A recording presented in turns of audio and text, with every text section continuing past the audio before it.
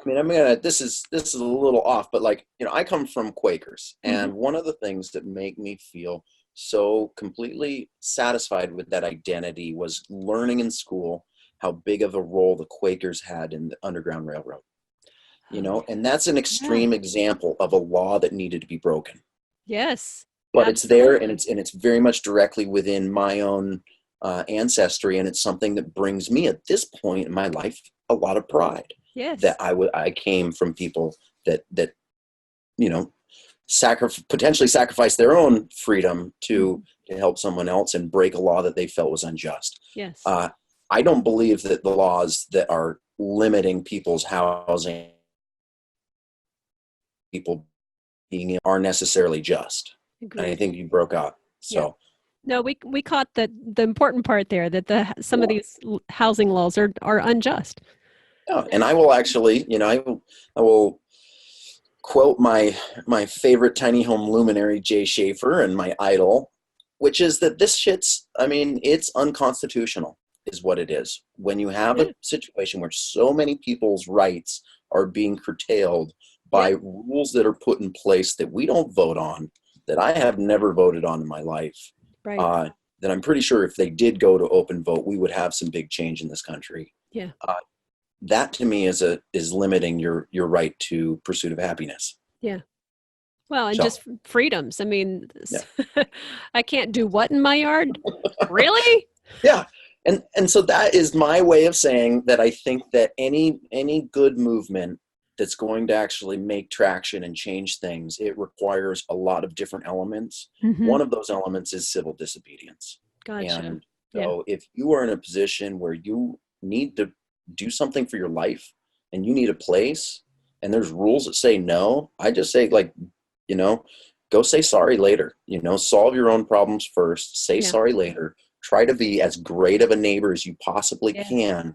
Go mow people's lawn and do it before they even ask.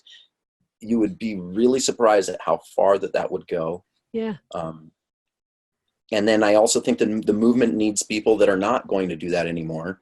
Like, I have specifically decided not to leave illegally anymore. Yeah. And I think it's important that I'm not seen as this kind of rogue person. We also need people within the movement that are, like, some of the real adults that are going to be able to speak the language that the politicians and the policymakers Yeah. are expecting. Yep. Um, and then we need wild guys on TV that kind of make the whole thing look fun. So I Yes. think that Absolutely. Yeah, and that are showing examples of creativity and using reclaimed materials and that kind of thing, so that you don't have to go to a big box store for every last part of your build, because yeah. that puts the dollar figure in a place that's hard for a lot of people. So there's, Well, and also, just even the big box stores, a lot of times you can get things for less, hmm. but you can't get more pride out of that space. It's like, as a minimalist, everything that I buy, I want to have some story behind it. I want to Yes, know where my cheese came from, because it makes it, every time I bite into that cheese, I'm like, oh, I'm thinking about the story that comes along with it. And I think that's a big piece of what, like, is almost universal desire within minimalists, is yeah, not to have elements within your life that you have no real connection or love for. yeah, Um, and I know that goes in with your furniture, it goes in with everything. And I just really advise anybody who has the capacity, if you can build your own couch, do it.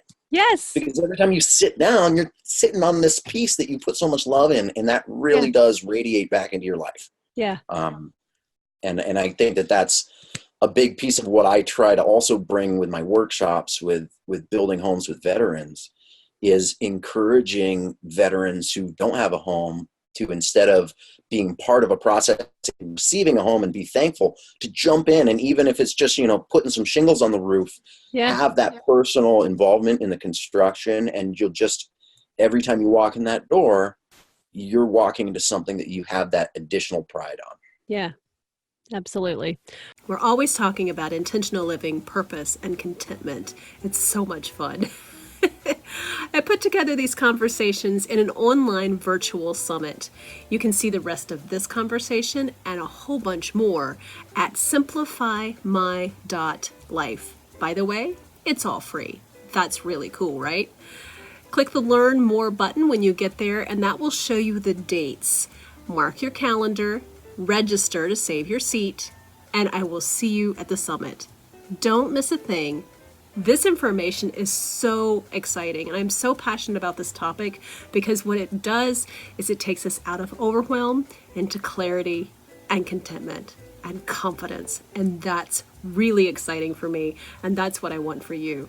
So thanks for listening. I really appreciate it. Go check out simplifymy.life now and register. See you at the summit. Thanks for watching. I really appreciate it.